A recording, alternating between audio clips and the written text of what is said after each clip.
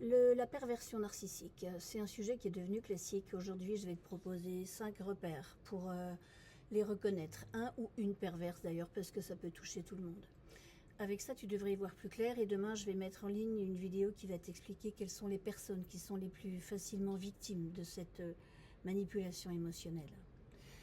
En numéro 1, il te charme et puis il te déstabilise. Alors au début, il te met sur un petit nuage, des compliments, de l'attention, l'impression à te donner que tu es la personne la plus merveilleuse du monde.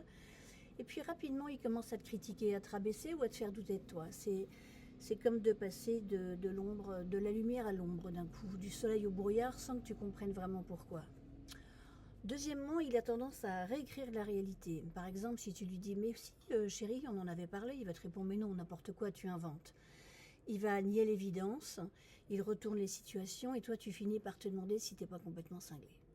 Son but, c'est t'embrouiller pour garder le contrôle.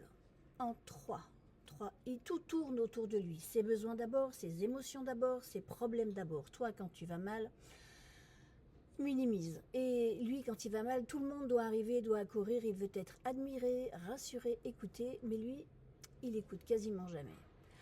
En 4, il ne prend jamais la responsabilité. Jamais. S'il fait une erreur, c'est forcément de ta faute. C'est la faute du contexte, c'est la faute des autres. Il déteste être remis en question. Donc il attaque, il accuse, ou il se victimise pour être sûr de ne jamais assumer. Et en 5, il t'isole sans que tu t'en rendes compte. C'est très subtil. Il critique tes amis, ta famille, tes choix. Il te fait sentir que les autres ne te comprennent pas ou ne t'aiment pas vraiment. Petit à petit, tu te retrouves dépendante de lui sans l'avoir vu venir. Le repère le plus important, c'est que si après une interaction avec une personne comme ça, tu te sens vidé, confus ou confuse, coupable ou pas assez bien, c'est un red flag. Vraiment, fais gaffe. Une relation saine, ça doit te nourrir.